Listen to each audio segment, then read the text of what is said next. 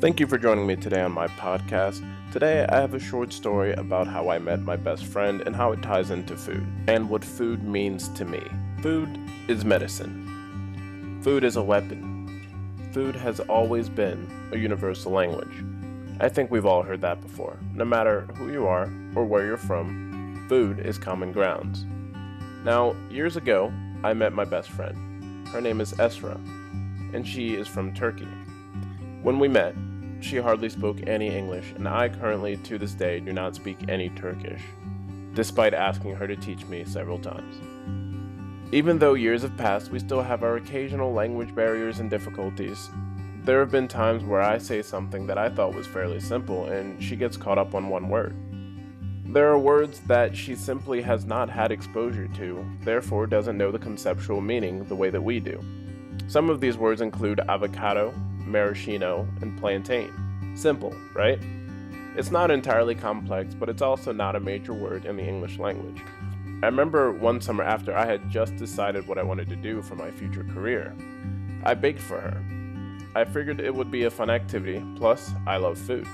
I made a cheesecake with blue color swirled throughout, a crushed Oreo coating, and a maraschino cherry on top. They were little bite-sized 1-inch portions, but boy were they cute, and boy were they delicious. The cheesecake itself was very light and creamy. It didn't feel like it was taking a burden on my system, but it didn't feel like I was doing anything too healthy either. I was perfectly okay with that. I remember her having a few, more than she cared to admit. The only sound that I heard come from her mouth was, mmm.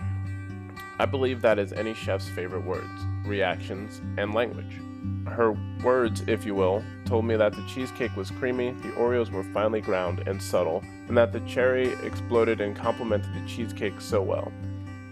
It also told me that the blue swirls were an excellent artistic twist that caught her eye, yet very simple.